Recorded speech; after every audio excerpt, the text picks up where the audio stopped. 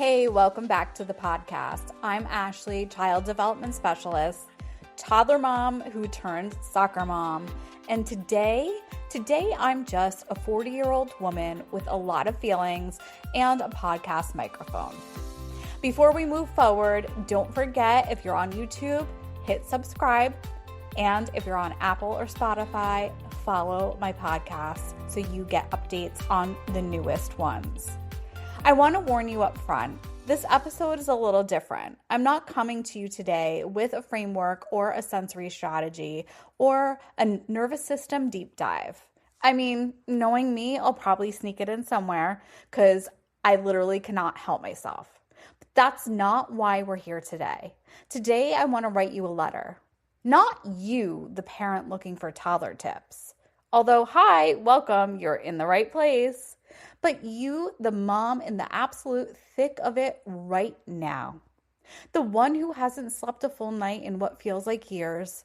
The one whose identity has been slowly absorbed by tiny humans who need everything from you all the time. The one who loves her kids so ferociously it scares her. And is also, if she's being completely honest, a little lost in it. I want to talk to her. To you. Because I was you, not that long ago, and I have some things I need to say. So if you're driving right now, pull over if you need to. If you're folding laundry, put it down. If your toddler is miraculously napping and you snuck away to listen to this in the bathroom with the fan on, first of all, same, and second of all, this one's for you especially. Let's go. I want to take you back to when I was a young mom. My kids were little, truly little, and I was deep in it. The diapers, the sleep deprivation, the beautiful chaos of having small children who needed me for everything. And I remember the exhaustion of that season so clearly. The kind of tired that lives deep in your bones. The kind that a good night's sleep doesn't fix because the good night's sleep never actually comes. And I remember sitting down one day. I think it was actually one of those rare quiet moments, which means someone was probably napping and I should have been napping too, but instead I was reading a magazine like the chaotic person I am. And I came across this article. It was written as a letter, and it was from a woman who was maybe in her mid-40s. And she described being at her town pool one summer afternoon, lying on the grass, watching the young moms. The ones in their 20s and 30s with their babies and their toddlers and their diaper bags and their sunscreen chaos. And she just watched them, really watched them. And she wrote about how she remembered being exactly where they were, how it felt like just the other day she was that mom, chasing a toddler away from the pool edge, slathering sunscreen on a squirmy 3-year-old who wanted no part of it, nursing a baby in the shade while trying to keep one eye on the other one. And now, here she was, on the other side of it. Her kids grown, that season completely permanently behind her, and her letter to those young moms was simple. It was, I see you. I know how hard this is, and I need you to know it goes so fast.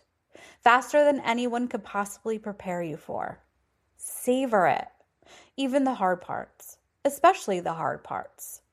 I read that article and I cried. And then I went back to my life and I forgot about it the way you forget about things when you're in survival mode and your brain doesn't have space for anything that isn't immediately on fire. But here's the thing. I'm 40 now and I am that woman at the pool. I blinked.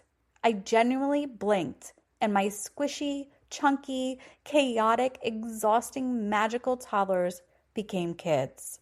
School-aged kids.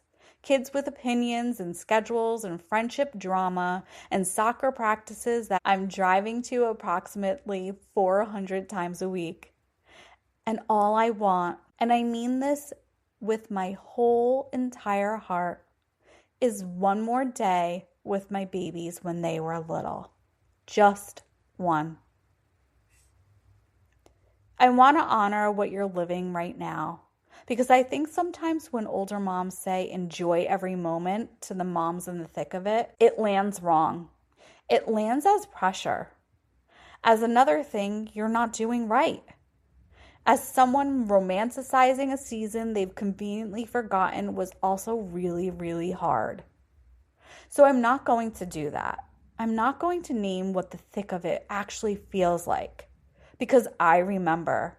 I remember the particularly loneliness of being surrounded by the tiny people all day and still feel completely alone. Your toddler cannot meet your emotional needs. They cannot ask you how your day was. They cannot notice that you're struggling. They need and need and need beautifully, innocently, appropriately. And you give and give and give. And at the end of the day, there is sometimes nothing left of you that belongs to just you. I remember the identity piece, the strange grief of quite not knowing who you were outside of being someone's mom. You had a whole self before this, interests, ambitions, and a sense of humor that wasn't entirely about toddler behavior. And some days that self feels very far away. Not gone, but distant, like a version of you that exists in another time zone. I remember the guilt. Oh, the guilt. The toddler mom guilt is its own unique beast. Did I do enough activities today? Was there too much screen time? Did I lose my patience too many times? Did I say the wrong thing, miss the right moment, handle the meltdown badly? The guilt is relentless, and it is exhausting, and it is, for most of us, completely disproportionate to any actual failing. I remember the physical weight of it, the touched out feeling at the end of the day when one more person grabbing at you might actually break you. The way your body stopped feeling like your own. The way sleep deprivation rewires your brain so fundamentally you genuinely cannot remember what it feels like to wake up rested. And I remember loving them so much it was almost violent. The way you would step in front of a train for these small people without a second thought. The way watching them sleep could bring you to tears. The way their laugh, their specific, particular, unrepeatable laugh, could reach inside your chest and squeeze your heart so hard you couldn't breathe. Both things were true at the same time. The exhaustion and the love, the depletion and the wonder, the desperation for a break and the fierce consuming devotion. That's the thick of it. And it's the most complicated emotional experience I've ever had in my life. And I don't think we talk about that complexity enough. We talk about the hard parts as if they cancel out the love, or we romanticize the love as if it erases the hard. But it's both, always both, at the same time. And I want you to know wherever you are on that spectrum today, you're not doing it wrong, you're just doing it. And that counts for everything. Okay, I told you I'd sneak in some child development stuff, so here it comes. One of these things I wish someone had told me when my kids were toddlers that I now understand through my clinical lens is this. The moments that feel the most ordinary are the ones that matter the most developmentally. Not the activities, not the Pinterest craft, not the educational toy or the perfectly planned play date. The ordinary moments. The way you narrate what you're doing while you make dinner and your toddler sits in the kitchen floor banging a pot. That's language development. That's their nervous system co-regulating with yours in real time. That's connection. That's their nervous system co-regulating with yours in real time. The way you get down on the floor when they're struggling and you say, I see you, that's really hard, instead of immediately trying to fix it. That's teaching emotional regulation. That's building the neural pathways they will use to manage their own emotions for the rest of their lives. The way you read the same book for the 47th time, even though you could recite it in your sleep. The way they curl into your body. the weight of them against you, that is building secure attachment. That is literally wiring their brain for safety and trust. You are doing the most important neurological work of their entire lives. In your yoga pants, with cold coffee, on 4 hours of sleep, in the completely invisible, completely ordinary moments of a regular Tuesday. And here's the thing that breaks my heart a little as a 40-year-old looking back. You will not remember most of it, not in detail. You remember the feeling of it, the texture and the weight of that season. But the specific ordinary Tuesday, the pot banging and your book reading on the floor sitting, the pot banging and the book reading and the floor sitting, that fades. But they carry it in their nervous systems, in their attachment patterns, in the way they move through the world. They carry every ordinary Tuesday you showed up for, even the ones where you felt like you were barely showing up. It matters. It all matters, even when it doesn't feel like it. Can I tell you what I actually miss? Not the highlight reel stuff that we talked about last week. The specific, weird, ordinary things that I did not know to savor because nobody told me they would disappear. I miss the weight of them. There's a specific weight to a sleeping toddler that I cannot fully describe. The way they go completely boneless when they fall asleep on you. The way their whole body is warm and heavy and completely trusting. I used to complain about being pinned underneath a sleeping toddler. I would sometimes carefully, strategically extract myself because I had things to do. And now I would give almost anything to be pinned under a sleeping toddler again. I miss the mispronunciations. Every toddler has their own language. The words they can't quite say yet. The pronunciations are somehow more perfect than the real word. My kids had theirs. And one day, without any announcement, without any ceremony, just started saying the word correctly. And the old version was gone, just gone, and I didn't even notice it leaving. I miss being their whole world. There is a season, a specific, temporary, unrepeatable season where you are the center of their universe, where you are the person they want when they're scared, when they're hurt, when they're excited, when they wake up in the middle of the night, where your presence is genuinely, completely enough, where just you, just mom, fixes everything. That season ends. It's supposed to end. That's healthy. That's them growing. That's you doing your job right. But it ends, and nobody really prepares you for that particular bittersweetness. I miss the smallness of their problems, not because their problems now aren't real, they are, but toddler problems are problems I could fix.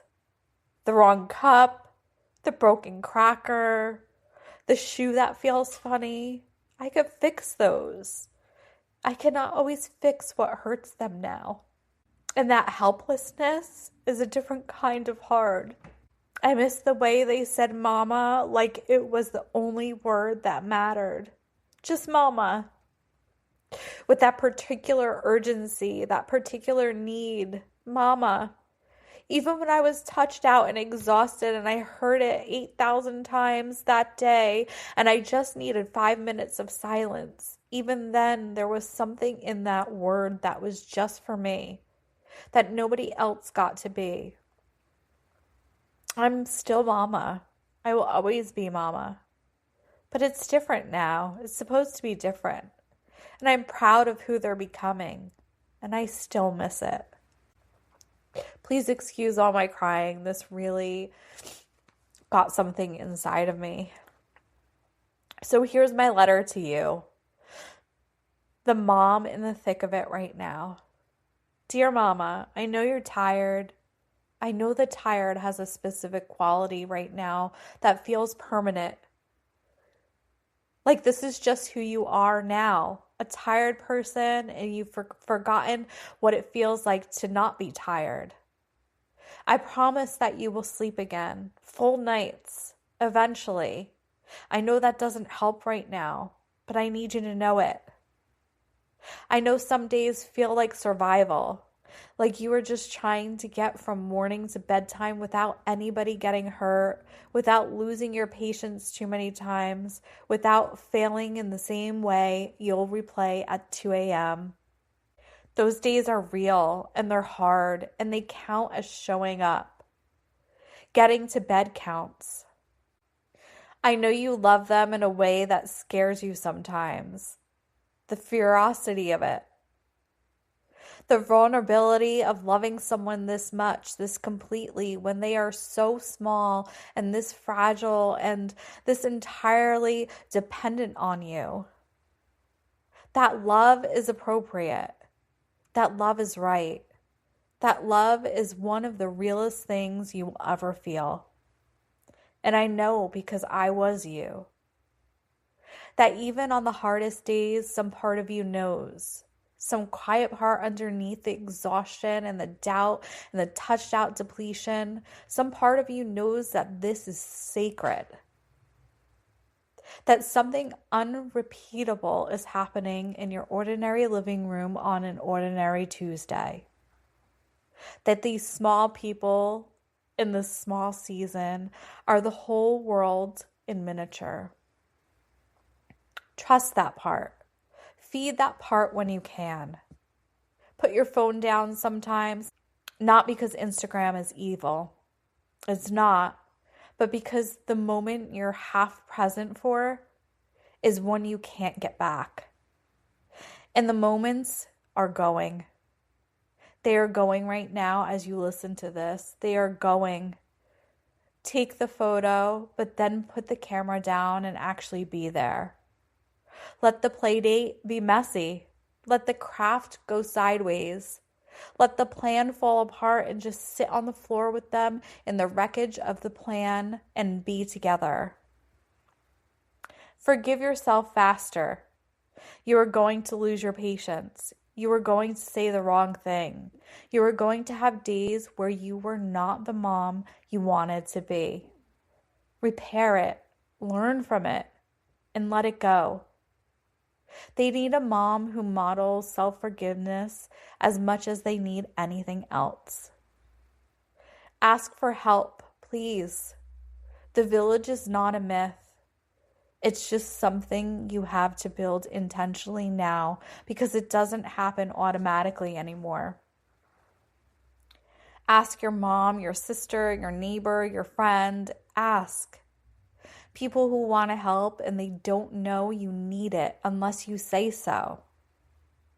And on the days when it's really hard, when you're crying in the bathroom with the fan on, when you've lost your patience for the 4th time before 9 a.m., when you feel more lost than found, on those days especially, I need you to hear this.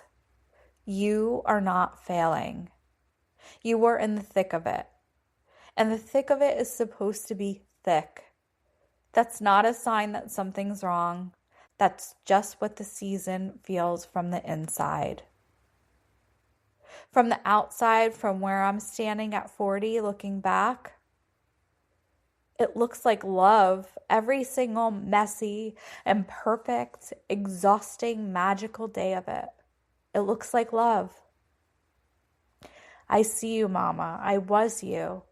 And I'm so glad I got to be you. Don't blink. Okay, I need a minute. I genuinely need a minute to compose myself. If you're crying right now, same. If you are driving and crying, please be safe. Pull over, take a breath. I recorded this episode because I needed to. Because I think about that magazine article I read when my kids were little, and I think about how it planted a seed that I didn't water enough. And I want to water that seed for you right now, while you still have time to feel it. If this episode landed for you, if you heard something today that needed to be heard, please share it. Text it to a toddler mom friend who is in the thick of it right now. Post it in your mom group for me, please. Send it to your sister, because this is the kind of conversation that makes us feel less alone, and we all need more of that. And come find me at my social handles, Ashley Ventrise Co. Tell me what you're feeling. Tell me what you miss if you're on the other side of it. Tell me what you're savoring if you're still in it. I want to hear from you. I love you, mamas, all of you, in every season. I'll see you next week.